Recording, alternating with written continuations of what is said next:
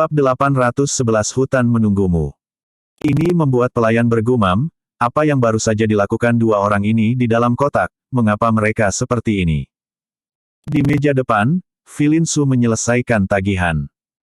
Wanita di meja depan tidak bisa menahan diri untuk tidak memandang Jack Ma dengan jijik, dan berkata pada dirinya sendiri, wanita ini datang untuk minum teh dengan seorang wanita cantik, dan dia bahkan meminta wanita cantik itu untuk melunasi tagihannya. Seorang pria terhormat. Jack Ma juga memperhatikan tampilan kasir di meja depan dan tidak peduli. Setelah itu, mereka meninggalkan kedai teh dan menuju sekolah.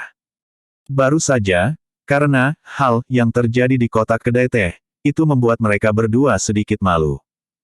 Mereka tidak banyak bicara sepanjang perjalanan. Ngomong-ngomong, apa yang kamu lakukan di sekolah kami di sore hari? Apakah kamu masih memberikan instruksi kepada Du Selma? Filin Su tidak mengatakan apa-apa, menatap Jack Ma dan bertanya. Jack Ma menggelengkan kepalanya dan berkata, tidak, di pagi hari, saya menunjuk ke Du Selma, dan di sore hari, saya menunjuk ke Yana Huang. Mendengar ini, Filin Su mengangkat alisnya dan berkata dengan senyum mengejek, kamu bisa melakukannya. Ini setara dengan pembukaan sekolah. Selain itu, mereka semua magang yang cantik, satu di pagi hari dan satu di sore hari.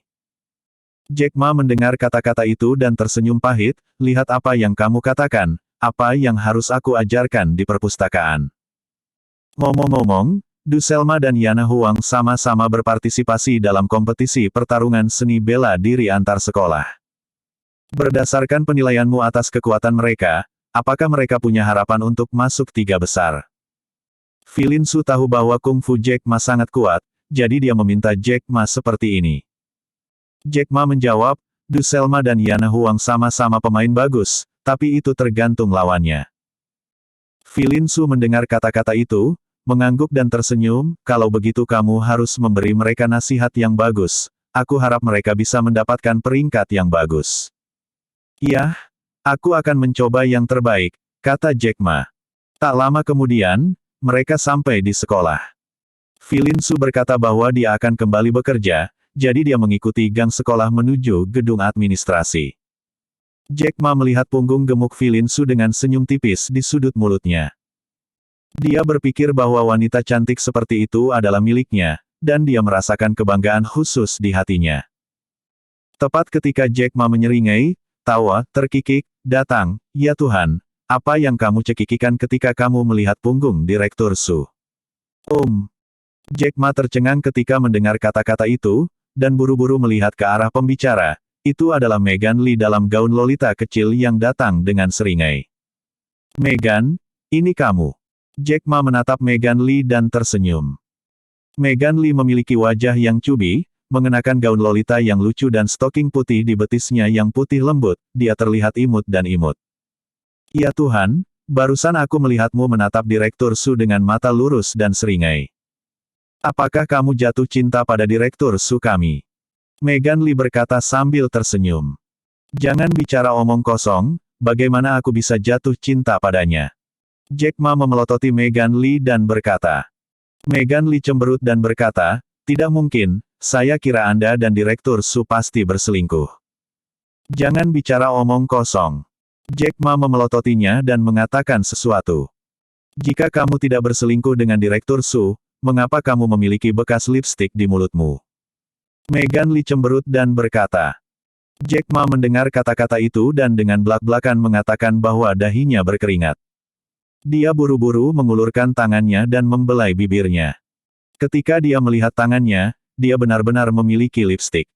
Jack Ma tampak malu. Dia tidak menyangka bahwa ketika dia dan Filin Su berciuman di kedai teh, mereka mendapat begitu banyak lipstik di mulut mereka, dan Megan Lee melihat mereka. Megan Lee menutup mulutnya dan terkikik, ya Tuhan, kamu dan Direktur Su seharusnya berciuman di kedai teh, kan? Wajah Jack Ma memerah, dan dia tidak punya apa-apa untuk dikatakan. Dia seperti anak kecil yang telah dibantah oleh Megan Lee, jadi tentu saja dia tidak bisa berkata-kata. Aku mau ke toilet. Jack Ma tidak ingin berbicara omong kosong dengan Megan Lee lagi. Dia pergi ke toilet untuk mencuci mulutnya. Dia memiliki lipstik Filin Su di mulutnya. Jika seseorang mengetahuinya lagi, itu akan sangat memalukan. Melihat Jack Ma pergi karena malu, Megan Lee tertawa dan buru-buru memanggil Yana Huang. Begitu panggilan tersambung, suara Yana Huang datang dari sana. Megan, ada apa? Yana, aku sudah memberitahumu sebelumnya bahwa Ye Dasen dan Direktur Su melakukan hal-hal memalukan di kotak kedai teh. Kamu masih tidak percaya. Megan Lee cemberut dan berkata, apa yang kamu katakan? Aku baru saja melihat bekas lipstik di mulut Ma Dasen, bukankah itu menjelaskan semuanya? Megan Lee terkekeh. Yana Huang mendengar kata-kata itu dan berkata dengan kaget, Megan, apakah yang kamu katakan itu benar? Tentu saja itu benar, kata Megan Lee. Aku pergi. Tuanku benar-benar berselingkuh dengan Direktur Su. Yana Huang di sisi lain telepon berkata tidak percaya. Itu bukan. Megan Lee tampak aneh. Oke, lalu apa yang tuanku lakukan sekarang? Yana Huang bertanya dengan bingung. Dewa Ma pergi ke toilet untuk mencuci mulutnya, kata Megan Lee.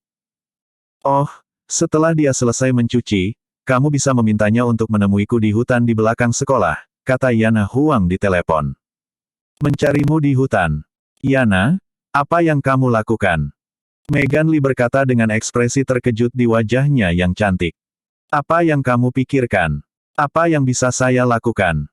Tentu saja, saya ingin guru mengajari saya kungfu, tegur Yana Huang.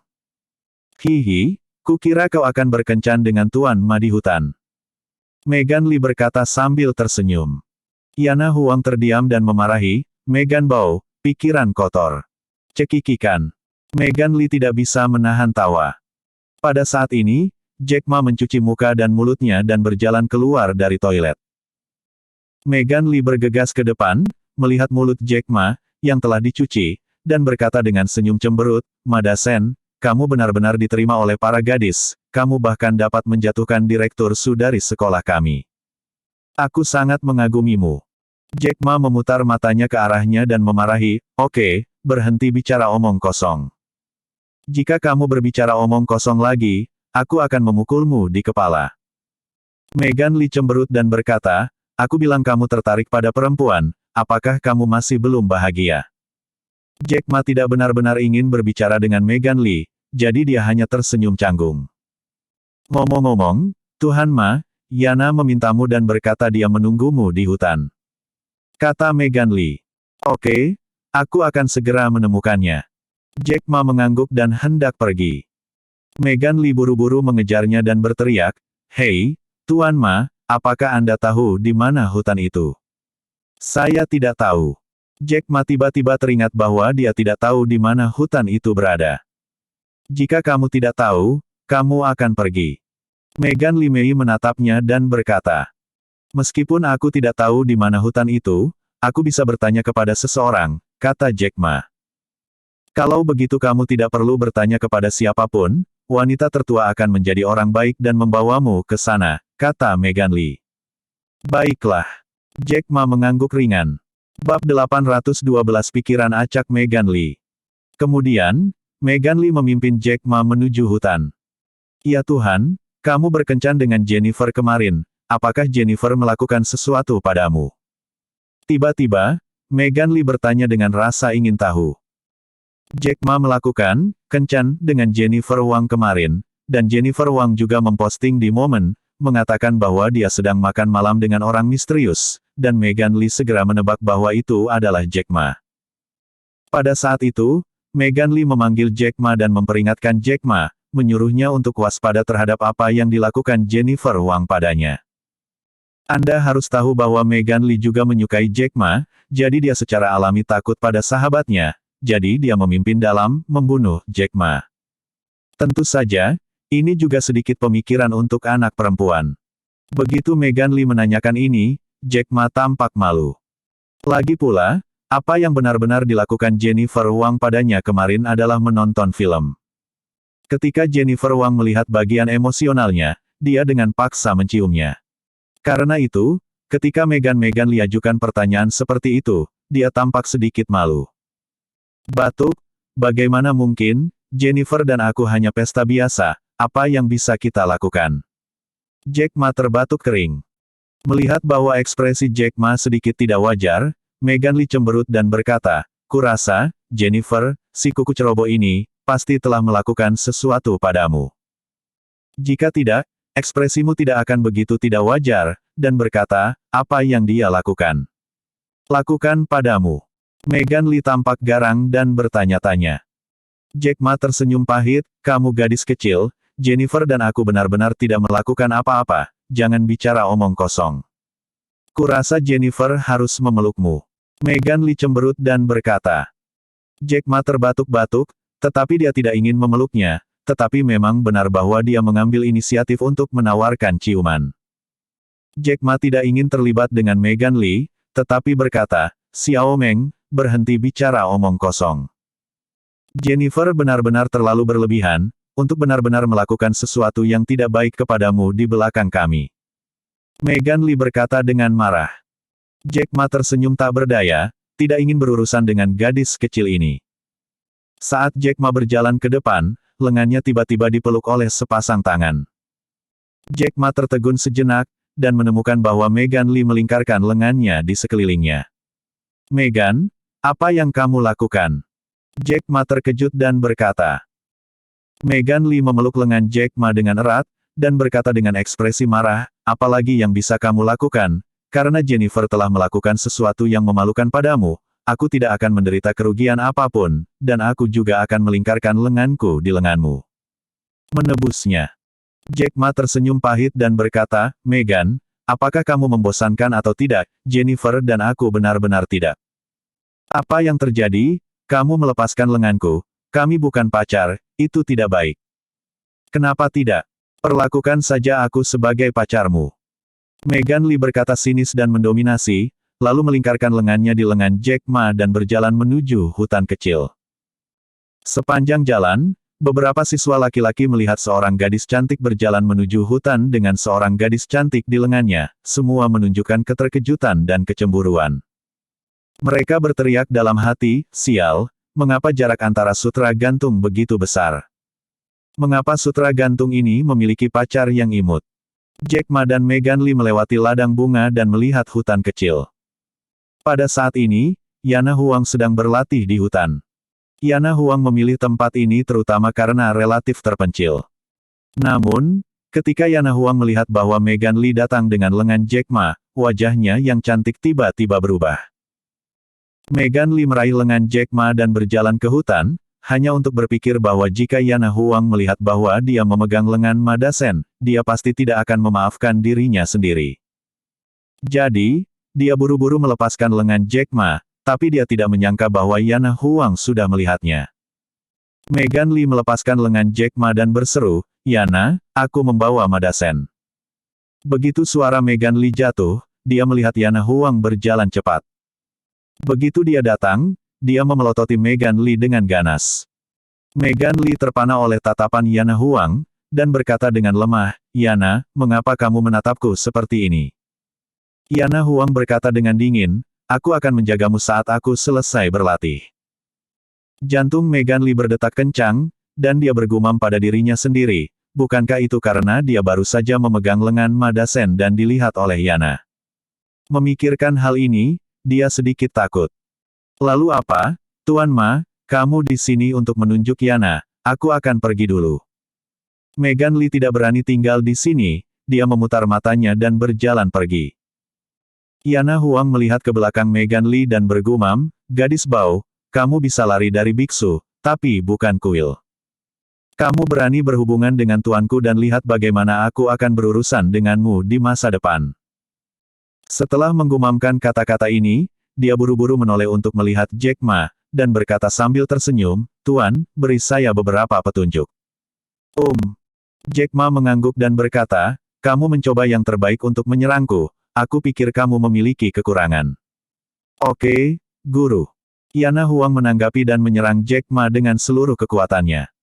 Jack Ma berurusan dengan Yana Huang, tetapi dengan tangannya di belakang, berjalan di halaman, dia menghindari semua serangan Yana Huang. Yana Huang adalah gadis yang sangat tangguh. Dia tidak memukul Jack Ma dengan selusin gerakannya, yang membuatnya merasa sedikit terburu-buru. Dia mengertakkan gigi, dan gerakannya menjadi lebih kejam. Namun, Setelah 5 atau 6 menit, serangannya tidak mengenai Jack Ma. Jack Ma hanya menembak Yana Huang ke tanah. Yana Huang duduk di tanah dan berkata dengan ekspresi frustrasi, "Tuan, saya sangat tidak berguna." "Kamu salah, bukan karena kamu tidak berguna, itu karena kesenjangan kekuatan antara kamu dan aku terlalu besar." Jack Ma berkata, "Sebenarnya, kamu sudah cukup bagus." Ketika Yana Huang mendengar kata-kata itu, ekspresi bahagia muncul di wajahnya. "Tuan, apakah saya benar-benar baik?" Jack Ma mengangguk ringan dan berkata, "Yah, setidaknya tidak lebih lemah dari Du Selma." Bab 813 diambil oleh keamanan. Mendengar ini, Yana Huang bahkan lebih senang. Dia dan Du Selma adalah musuh bebuyutan. Jack Ma mengatakan bahwa dia tidak lebih lemah dari Du Selma, jadi dia sangat menyukainya. "Terima kasih guru atas pujianmu." Yana Huang berkata dengan penuh semangat. "Hanya saja." Jack Ma meregangkan suaranya. "Hanya apa?" Yana Huang buru-buru bertanya. "Hanya saja kamu masih memiliki beberapa kekurangan," kata Jack Ma. "Tuan, mohon sarannya," kata Yana Huang dengan rendah hati. "Kamu terlalu terburu-buru," kata Jack Ma. "Terburu nafsu." "Iya, ketika Anda menyerang saya pada awalnya, Anda cukup stabil, tetapi ketika Anda tidak bisa menyerang saya, Anda mulai tidak sabar. Anda harus memahami bahwa hal yang paling tabu bagi seorang seniman bela diri, apakah itu untuk berlatih atau belajar dari orang lain, adalah menjadi terburu-buru. Setelah Anda tidak sabar, Anda akan mengekspos lebih banyak kekurangan dan memberi lawan Anda lebih banyak kesempatan untuk mengambil keuntungan." Jack Ma berkata perlahan. Mendengarkan ajaran guru, Yana Huang tiba-tiba berpikir untuk menyerang Jack Ma barusan. Pada awalnya, pikirannya memang stabil, tetapi ketika dia sampai di belakang, dia tidak bisa menyerang Jack Ma, dan dia menjadi gelisah. Setelah itu, gerakannya mengungkapkan banyak kekurangan, dan Jack Ma menamparkan bahunya dengan telapak tangan yang berkibar, dan dia dikalahkan. Tentu saja, kekuatan Yana Huang jauh lebih buruk daripada Jack Ma, bahkan jika Yana Huang tidak memiliki kekurangan apapun, Jack Ma akan tetap bermain seperti permainan. "Tuan, Anda benar." Yana Huang segera berkata. "Yah, jadi, kamu harus memperkuat latihan sing-singmu. Ayo, terus serang aku," kata Jack Ma. "Iya." Yana Huang menanggapi dan menyerang Jack Ma. Yana Huang menyerang Jack Ma berkata, "Tidak peduli siapa lawanmu, kamu harus tenang, jangan tidak sabar, kamu lebih dari kejam, tetapi kamu kurang gesit." Kemampuan Yana Huang untuk memahami sangat kuat. Saat dia menyerang Jack Ma, dia mendengarkan ajaran Jack Ma, dan menyimpannya di dalam hatinya, dan dia cukup tercerahkan. "Yana, beberapa gerakan ini terlalu terburu-buru. Jika aku adalah lawanmu, aku hanya perlu mengenai kelemahanmu dan kamu akan dikalahkan." Jack Ma berkata, mengibaskan telapak tangannya, memukul perut Yana Huang. Ledakan. Yana Huang jatuh lagi. "Tuan, murid ini bodoh." Yana Huang jatuh ke tanah dan berkata dengan ekspresi malu. Jack Ma melambaikan tangannya dan berkata, "Kamu sudah baik-baik saja, tetapi mentalitasmu masih terlalu terburu-buru, mari kita lanjutkan." "Iya." Dengan cara ini, Yana Huang terus menyerang Jack Ma. Jack Ma tidak bergerak, tetapi hanya mengelak secara membabi buta untuk melatih sing-sing Yana Huang. Pemahaman Yana Huang sangat tinggi, di bawah pelatihan Jack Ma, dia telah membuat kemajuan pesat dan mentalitasnya semakin baik.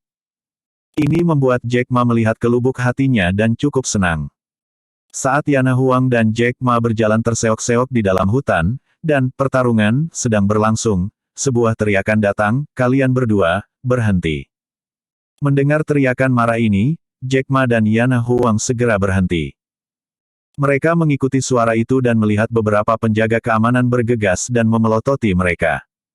Jack Ma terkejut, mengapa penjaga keamanan ini datang. Segera setelah penjaga keamanan ini datang, pria pertama berusia 30-an berteriak kepada Jack Ma dan Yana Huang, "Siapa yang meminta kalian berdua bertarung di sini?" Bertarung. Jack Ma dan Yana Huang terkejut ketika mereka mendengar kata-kata itu, dan kemudian mereka menyadari bahwa penjaga keamanan ini mengira mereka berkelahi di sini. Yana Huang buru-buru berkata, "Tuan, Anda salah paham, kami tidak berkelahi, kami." "Diam. Apakah kamu pikir aku buta?" Bahkan di usia muda, jika kamu tidak belajar dengan baik, kamu benar-benar berkelahi di sini. Ikut saya ke kantor urusan akademik. Teriak Satpam. Jack Ma dan Yana Huang terdiam, mereka hanya berlatih di hutan, tapi mereka dikira berkelahi. Tepat ketika Yana Huang ingin menjelaskan, pemimpin itu segera berteriak kepada Yana Huang, diam. Pergilah. Beberapa penjaga keamanan berteriak kepada Jack Ma dan Yana Huang. Tuan, ini. Yana Huang menatap Jack Ma dan berkata dengan sedikit kebingungan. Jack Ma menggelengkan kepalanya dan berkata, tidak masalah, ikuti saja mereka dan jelaskan dengan jelas. Juga, Yana Huang mengangguk. Beberapa penjaga keamanan membawa Jack Ma dan Yana Huang dan berjalan ke arah kantor urusan akademik. Saat berjalan keluar dari jarak 2 atau 300 meter, kepala keamanan tiba-tiba menerima telepon. Segera setelah panggilan terhubung, kepala keamanan segera tersanjung, Guo Shao, jangan khawatir, masalah ini diserahkan kepada saya. Kepala keamanan menutup telepon dan menatap Jack Ma dengan tatapan dingin. Jack Ma juga merasakan tatapan dingin penjaga keamanan, dan bergumam di dalam hatinya, sepertinya penjaga keamanan ini mencoba untuk mengatur ritmenya sendiri. Hah? Tidak, bukankah ini arah untuk pergi ke kantor urusan akademik? Yana Huang melihat beberapa penjaga keamanan dan membawa mereka menuju sebuah bangunan kecil, katanya dengan curiga. Kepala keamanan berkata sambil mencibir, saya akan membawa Anda ke kantor keamanan untuk memahami situasinya, dan kemudian mengirim Anda ke kantor urusan akademik. Sedikit kecurigaan muncul di mata Yana Huang. Jack Ma menatap kepala penjaga keamanan dengan tatapan jahat, dan ada sedikit keceriaan di sudut mulutnya. Segera, mereka dibawa ke sebuah bangunan kecil. Kepala keamanan segera memerintahkan, bawa siswi ini ke suatu tempat, pria ini, bawa ke kantor saya. Ya, kedua penjaga keamanan membawa Yana Huang ke kantor di sebelah kiri. Penjaga keamanan lainnya membawa Jack Ma ke kantor di arah lain. Jack Ma dibawa ke kantor. Kantornya sangat sederhana, dengan beberapa barang lain yang diletakkan di atas meja, serta tongkat listrik. Kepala Satpam menyombongkan diri di kursi di belakang meja dan menatap Jack Ma dengan tatapan tegas, katakan, siapa namamu? Kamu dari kelas berapa? Jack Ma berkata dengan ringan, namaku Jack Ma, bukan murid. Oh, Jack Ma. Kepala keamanan mengulangi nama Jack Ma dengan main-main, dan kemudian berkata, karena dia bukan siswa sekolah kita, maka dia adalah anggota masyarakat. Jack Ma mengangguk. Terjebak. Kepala keamanan membanting meja dan meraung, kamu adalah pekerja sosial sialan, kamu berani datang ke sekolah kami untuk memukuli gadis-gadis sekolah, kamu sangat berani. Jack Ma tercengang ketika dia mendengar kata-kata itu, dan pergi ke sekolah untuk memukulnya. Gadis sekolah. Dari mana ini berasal? Jack Ma berkata dengan ringan, kamu salah paham, gadis itu barusan, dia muridku, aku sedang mengajarinya berlatih, bukan memukulinya, kamu bisa bertanya padanya apakah kamu tidak percaya padaku. Ledakan. Kepala keamanan membanting meja lagi, menggelengkan wajahnya, berteriak, kamu hanya berbicara omong kosong. Saya pikir kamu tidak menangis tanpa melihat peti mati. Katakan. Mengapa kamu datang ke sekolah kami dan memukuli gadis sekolah kami? Bab 814 Perangkap. Aku tidak. Sial, itu tidak jujur. Kepala keamanan, mengambil tongkat listrik di atas meja, dan menekan tombol tongkat listrik. Tongkat listrik mengeluarkan suara listrik, retak papa, dia menunjuk Jack Ma dengan tongkat listrik dan berkata, kamu jangan bilang padaku Bar. Jack Ma melirik tongkat listrik di tangan penjaga keamanan, dan berkata dengan ringan, apa yang Anda ingin saya jelaskan? Jelaskan mengapa kamu memukuli gadis-gadis di sekolah kami. Apakah saya memukul atau tidak, Anda akan tahu jika Anda bertanya padanya. Sepertinya kamu tidak bisa menangis tanpa melihat peti mati. Kepala keamanan meraung, mengambil tongkat listrik, dan menusuk tubuh Jack Ma. Arus listrik tongkat listrik, setidaknya puluhan ribu volt, tidak tahan tubuh siapapun. Melihat bahwa tongkat listrik hendak mengenai Jack Ma, ekspresi Jack Ma membeku, dia mengangkat kakinya dan menendang perut pria itu. Ledakan. Dengan suara teredam, barang ditendang keluar oleh Jack Ma. Dan tongkat listrik hanya mengenai kepalanya, menyebabkan dia berteriak, aduh. Ketika penjaga keamanan lainnya melihat bahwa Jack Ma berani memukul seseorang, ekspresi mereka sangat berubah. Bu, bajingan ini, berani pukul aku. Kakak, pergi. Jepit bajingan ini dan kirimkan ke kantor polisi. Jika terjadi kesalahan, Guo Shao akan menanggungnya. Teriak kepala keamanan. Iya. Beberapa penjaga keamanan dengan cepat menyerang Jack Ma seperti harimau dan serigala. Jack Ma tidak bisa menahan diri untuk tidak bergerak ketika dia mendengar bahwa kepala keamanan berkata, Guo Shao. Tampaknya alasan mengapa kepala keamanan ini mengincar dirinya sendiri adalah karena dia diinstruksikan oleh Guo Shao ini. Adapun siapa Guo Shao ini? Jack Ma hanya memikirkannya sebentar, dan begitu hatinya tergerak, dia memikirkan siapa tuan muda Guo ini. Guo Shao ini seharusnya Guo Wu yang mengejar Du Selma. Memikirkan Guo Wu, mata Jack Ma merinding. Kepala keamanan ini diperintahkan oleh Guo Wu untuk berurusan dengan Jack Ma.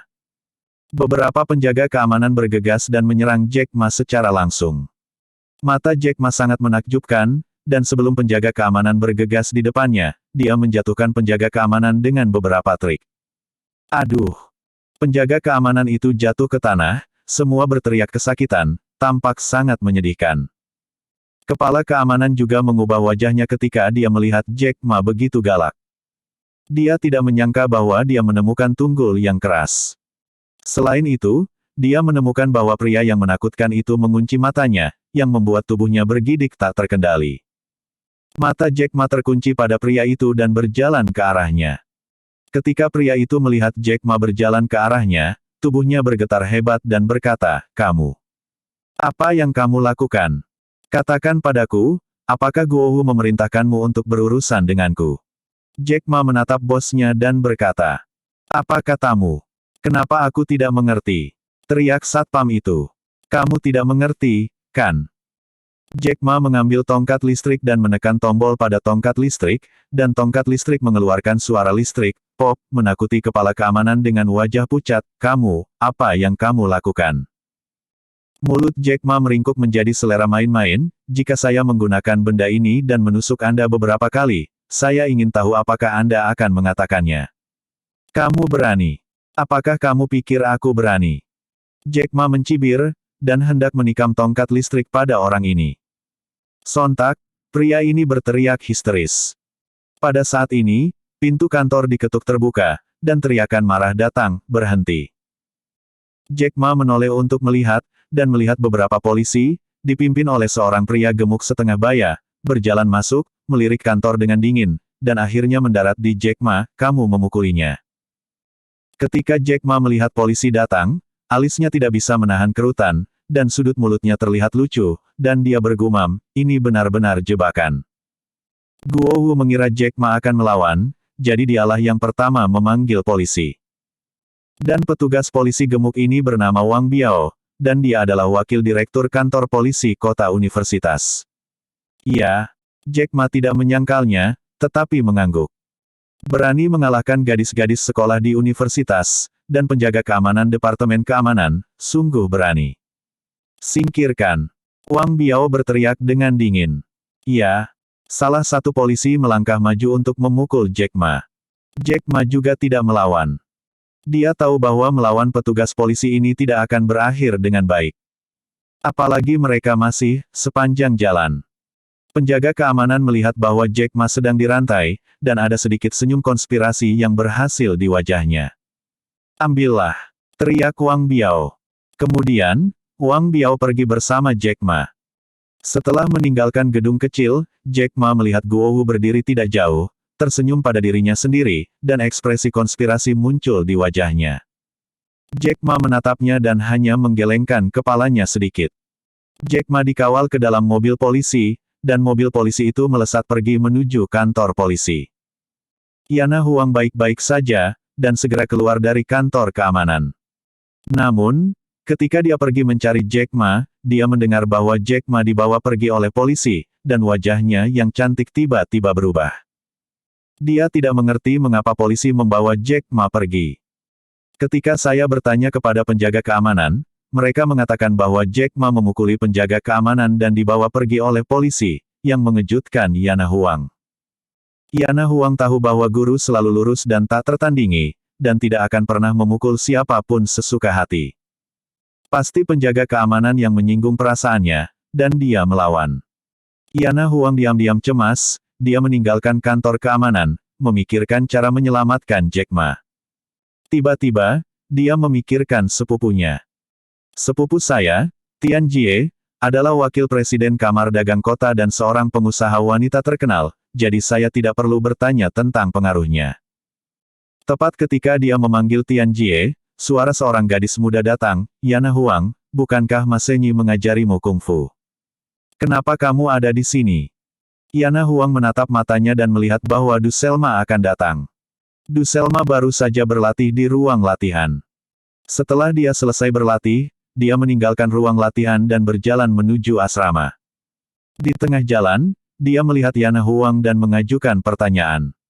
Sejauh yang dia tahu, Yana Huang harus berlatih dengan Jack Ma. Mengapa dia berdiri di sini sendirian dengan ekspresi khawatir di wajahnya?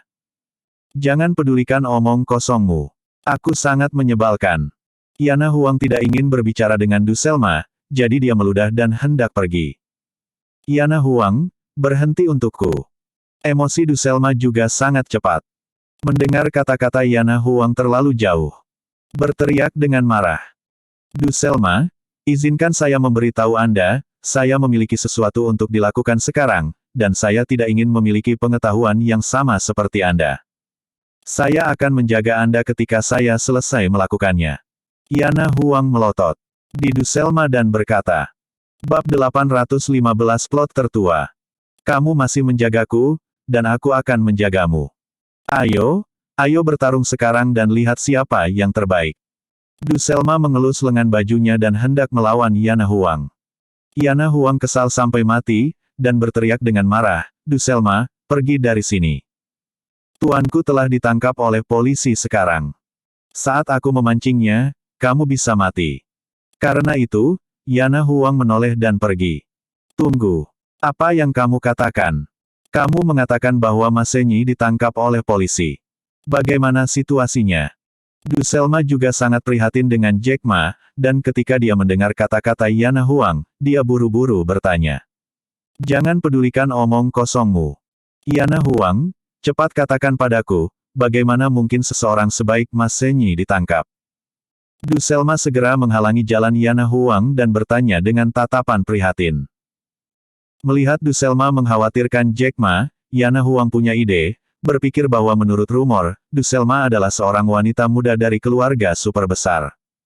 Jika dia maju, Yana Huang berkata, itu tuanku, jangan pedulikan omong kosongmu.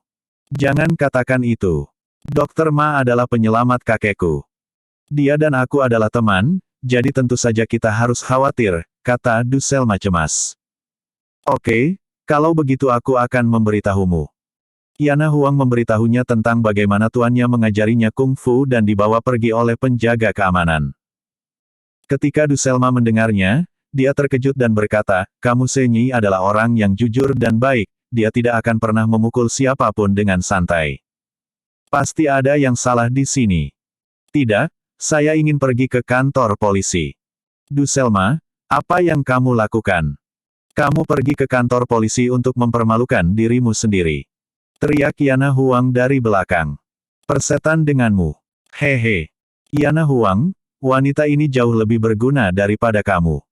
Selama aku menelepon, bahkan wali kota-kota ini akan mengangguk dan membungkuk padaku. Setelah mengatakan ini, Du Selma buru-buru berjalan keluar dari sekolah. Apalagi, dia mengeluarkan ponselnya, menelepon, dan berkata, Paman, aku punya sesuatu untuk meminta bantuanmu. Ketika Yana Huang mendengar Du Selma membual tentang dirinya sendiri, alisnya bergerak, dan dia mengejarnya, dan berkata tidak yakin, oke, saya ingin melihat bagaimana Anda bisa menyelamatkan tuanku. Segera, Jack Ma dibawa ke kantor polisi. Begitu dia tiba di kantor polisi, Wang Biao memasang wajah dingin dan berkata kepada salah satu bawahannya, anak ini menyinggung Guo Shao, biarkan dia dikurung selama 2 hari, dan jangan beri dia makan. Iya. Bawahan segera menjawab. Setelah Wang Biao menyelesaikan instruksinya, dia membuat panggilan telepon. Telepon terhubung dengan cepat, dan suara Guo Wu terdengar, Wang Su, apakah anak itu dibawa ke kantor polisi? Sudah dibawa, kata Wang Biao. Hehe, terima kasih Wang Su. Wang Su, pikirkan cara untuk membuatnya sedikit menderita. Selain itu, yang terbaik adalah membiarkannya jongkok selama beberapa tahun. Guo Wu mencibir. Mengerti, Guo Shao. Wang Biao tertawa. Wang Su, ketika ini selesai, aku akan memberimu kata yang baik di depan pamanku. Guo Wu Dao. Oke, terima kasih Guo Shao. Wang Biao dan Guo Wu mengakhiri panggilan, dengan tatapan penuh kemenangan di mata mereka. Jack Ma dikunci di ruang tahanan, dan ada beberapa orang di ruang tahanan. Ketika beberapa orang itu melihat Jack Ma, mata mereka berkilat tajam. Mereka telah menerima petunjuk dari Raja, mengatakan bahwa itu untuk mengajar dan mengajar anak ini. Barang-barang ini semua adalah gangster kecil yang tetap di kantor polisi, jadi mereka secara alami bekerja sama erat dengan Wang Biao. Begitu Jack Ma memasuki ruang tahanan, dia duduk di sudut dengan ekspresi tenang. Dia juga tidak menelepon Suf. Tetapi dia tahu bahwa ketika Yana Huang mengetahui bahwa dia telah ditangkap oleh polisi, dia pasti akan memanggil sepupunya untuk menyelamatkannya. Jika Tian Jie keluar, dia pasti akan baik-baik saja. Jadi, dia merasa nyaman. Tepat ketika Jack Ma memutuskan untuk menutup matanya dan beristirahat sebentar, teriakan marah datang, lumpuh, baru di sini, apakah kamu mengerti aturannya, mengapa kamu tidak datang menemui bos? Jack Ma mengangkat alisnya dan tertawa dalam hatinya, dia tahu bahwa plot yang paling klise telah terjadi lagi. Dan dia pernah mengalaminya sekali sebelumnya.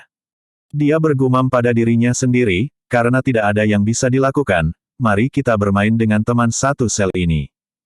Jack Ma melihat ke arah speaker dan tersenyum, oh. Siapa bosnya? Kakak Wei ini adalah bosnya. Salah satu dari mereka menunjuk seorang pria yang agak kekar di sampingnya dan berkata, Saudara Wei, namanya Kong Da Wei. Mata Jack Ma terkunci pada saudara Wei itu, berdiri, dan berkata sambil tersenyum, jadi ini bosnya. Kalau begitu biarkan aku bertanya, bagaimana aku harus bertemu dengannya?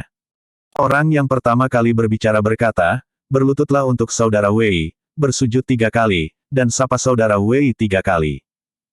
Jack Ma tersenyum dan berkata, bagaimana jika aku tidak melakukan ini? Kalau begitu tunggu saja untuk dibersihkan. Saat pria itu mengatakan itu, dia mengelus lengan bajunya, dan yang lainnya semua menatap Jack Ma dengan sengit, seolah-olah mereka akan memberi pelajaran pada Jack Ma. Jack Ma telah mengalami plot yang sama sebelumnya, tetapi dia tidak menyangka bahwa dia akan mengalaminya lagi hari ini. Jack Ma berkata dengan ringan, kalau begitu aku harus mengumumkan sesuatu padamu sekarang. Ada apa? Orang-orang bertanya kembali. Mulai sekarang, aku bos di sini. Jack Ma berkata dengan berat. Sebelum kata-kata Jack Ma selesai, orang-orang ini langsung tertawa terbahak-bahak. Orang-orang ini sepertinya pernah mendengar lelucon paling lucu di dunia. Orang baru di depannya ini, dia berani menyatakan dirinya sebagai bos tempat ini. Ini sangat bodoh. Ketika Kong Da Wei mendengar kata-kata Jack Ma yang sangat arogan, dia juga sedikit mengangkat alisnya, dan ada sentuhan dingin di sudut mulutnya, dan berkata, ajari dia aturan di sini. Iya. Orang-orang itu menanggapi dan mengepung Jack Ma dengan tatapan agresif. Jack Ma melihat orang-orang ini mengelilinginya dengan ekspresi tenang dan tidak peduli. Orang-orang ini, di matanya, lebih buruk dari sampah. Sialan, pergi ke neraka. Anjing, terlalu bodoh. Orang-orang ini, mengutuk di mulut mereka, menyerang Jack Ma. Sebelum mereka bisa mencapai Jack Ma juga pindah. Sebelum melihat bagaimana Jack Ma bergerak, dia hanya mendengar beberapa suara teredam dari bang bang bang. Orang-orang itu terbang seperti karung pasir dan jatuh ke tanah satu demi satu. Jack Ma bahkan tidak perlu 10 detik sebelum dia meniru orang-orang ini, hanya untuk terkejut bahwa Kong Da Wei membuka mulutnya lebar-lebar dan matanya tumpul, seperti orang bodoh. Bocah ini terlalu ganas. Kong Da Wei melirik adik laki-laki yang tergeletak di tanah, dan berteriak dalam hatinya. Dia menatap Jack Ma dengan sedikit ketakutan di matanya. Pada saat ini, dia takut. Kakak Wei, bukan. Jack Ma memandang Kong Da Wei dan bertanya dengan ringan. Kamu bilang. Kong Dawei benar-benar ketakutan, dia hanya seorang bajingan kecil. Melihat Jack Ma begitu menakutkan saat ini, tentu saja dia bahkan tidak memiliki keberanian untuk melawan Jack Ma. Dia segera berdiri dan menatap Jack Ma dengan ekspresi menyenangkan.